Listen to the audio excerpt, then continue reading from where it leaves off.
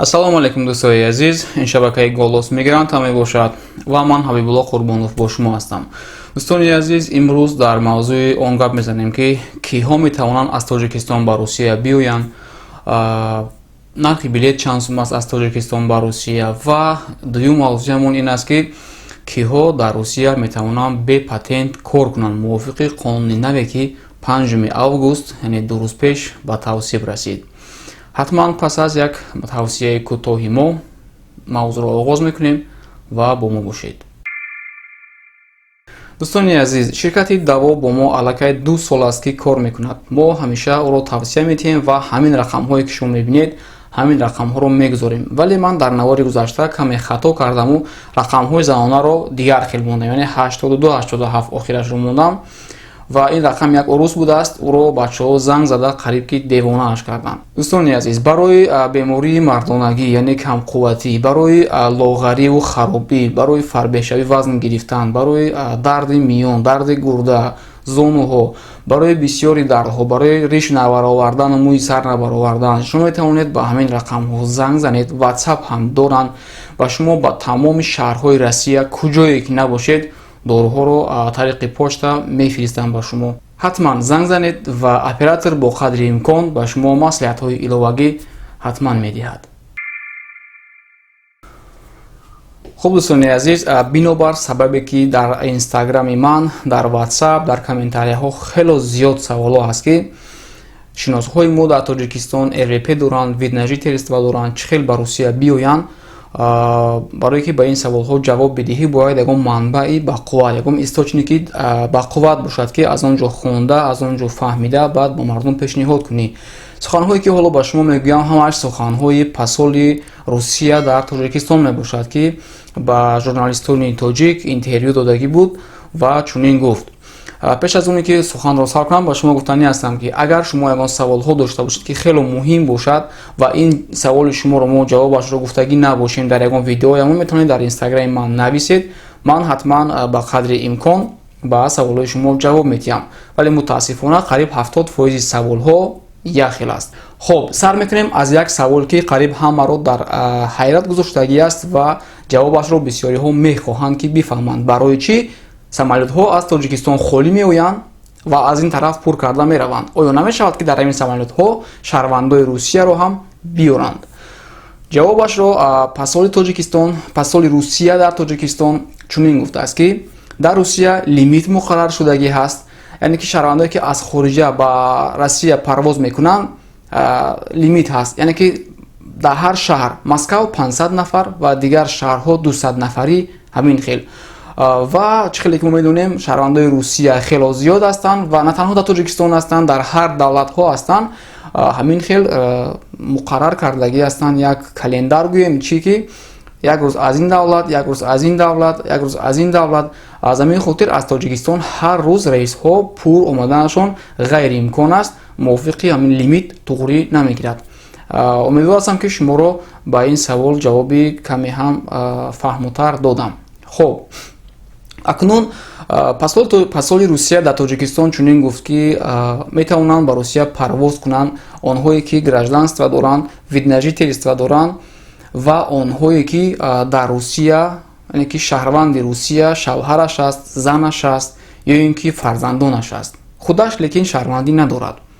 фаҳмидед, масалан ягон каси шумо дар Русия зан доред, шавҳар доред ё ин ки фарзанд доред, падару модаратон ҳаст дар ин ҷо шаҳрванди Русия аст, вале худи шумо шаҳрванди Русия нестед, метавонед ки шумо ба Русия биёед. вале онҳое ки тариқи квота РВП гирифтагӣ ҳастанд, онҳо наметавонанд. дар ҷо гуфтагӣ аст ки онҳои РВП доранд наметавонанд ки биёянд. вале агар РВП дар асоси ЗАГС бошад, пас маълум мешавад ки онҳо фарзандояшон, яъне ки ё ин ки оилаашон дар инҷа аст, значит ва ё омода метавонанд.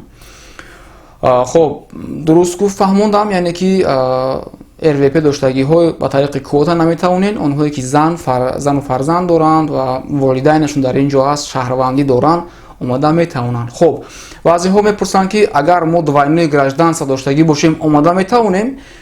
фарқ надорад. шумо агар чи гражданствоатон, шаҳрвандиатон яктарафа бошад ё ин ки двойное гражданство доштагӣ бошед, фақат шумо бояд ҳатман постоянне место жительства дошта бошед дар Русия. Агар шумо постоянни место жительства доштагӣ набошед, шуморо роҳ намедиҳанд дар рейс барои Россия омадан. хоб диққат, чӣ кор кунем ки бояд дар рейс мо номнавис шавем.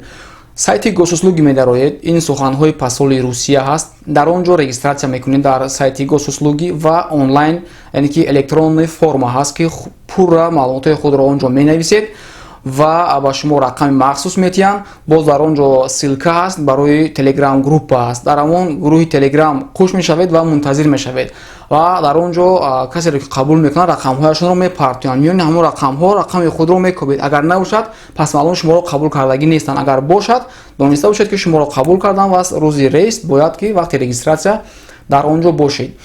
хоб, нархҳои билет чанд сум аст? агар авиакомпания российский бошад, нархаш 400 евро мешавад ва агар авиакомпанияҳои тоҷикӣ бошад, аз 380 евро, 400, 410 евро. ин ҳам аз суханони посоли Русия дар Тоҷикистон. акнун мегузарем ба қонуни нав. рӯзи 5 август Владимир Путин қонуни наверо ба тавсия расонид ки мувофиқи ин қонун акнун донишҷӯён метавонанд бе патент, бе разрешение на работу баромада дар ҳама ҷо кор кунанд. аввал ин хел набуд. аввал донишҷӯёне ки мехостанд кор кунанд ё бояд патент дошта бошанд ё ки разрешение на работу ва дар куҷое ки корхонаҳо ҳам ки мерафтанд онҳоро бе ҳамин ҳуҷҷатҳо қабул намекарданд. ҳоло мувофиқи қонуни нав ҳамаи корхонаҳое ки донишҷӯро қабул мекунад танҳо аз донишҷӯ справка мепурсад. яъне ки донишҷӯ метавонад аз ҳамон донишгоҳ, коллеҷ, куҷое ки бошад мехонад, якто справка мебарад ки дар ҳақиқат ӯ донишҷӯи ҳамон ҷо аст ва мувофиқи ҳамон справка корхона донишҷӯро ба кор мегирад ва ин донишҷӯ дар он ҷо озод кор карда, яъне ки бетарс, бехавфу хатар, чикале ки то ин рӯз донишҷӯи мо паноҳӣ кор мекарданд ва тарсиданд ки агар онҳоро биқапанд депорт мекунанд, аз донишгоҳ хориҷ мекунанд. хулоса мушкилиҳояшон зиёд буд ва дар корхонаҳо официально онҳоро намегирифтанд, нелегально кор мекарданд. хело сабук шуд. ман хело хурсанд ҳастам, чунки бисёр ҳастанд бачаҳои тоҷик донишҷӯ ҳастанд ва ақаллан як миқдори ками тоҷикҳо ҳам ки мушкилишон осон мешавад, ҳарчанд ки аз ҳама осон нашавад, аз камтар як нафарҳо ҳам осон шавад. барои мо ин як хурсандӣ аст. дар хурсандии дигаро мо ҳам шарик ҳастем. хуб дӯстони азиз, ин ду хабар буд ки имрӯз пешкаши шумо кардем. яъне ки хабари якум, киҳо аз Тоҷикистон ба Русия омада метавонанд. хабари дуюм, акнун донишҷӯён метавонанд бе патент кор кунанд.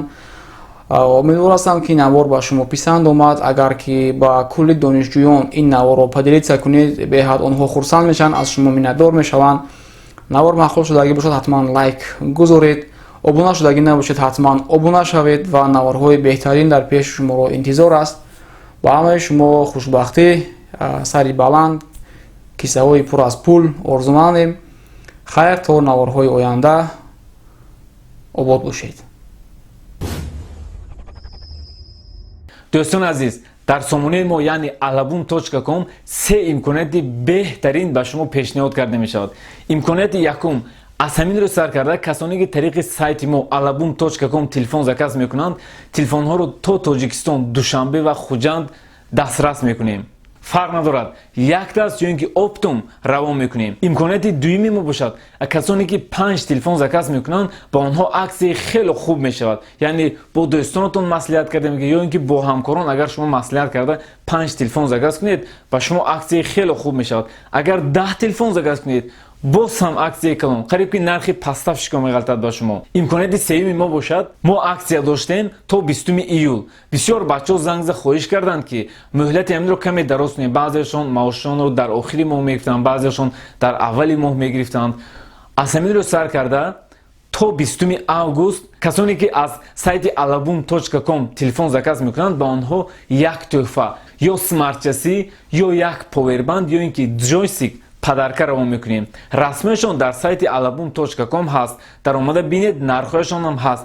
вале касоне ки телефон заказ мекунанд, ба онҳо яктоаш падарка меравад. дӯстони азиз, мо на ҳама вақт инқадар добрӣ мешавем. ҳоло имконият ҳаст. занг занед, заказ кунед. имкониятро аз даст надиҳед.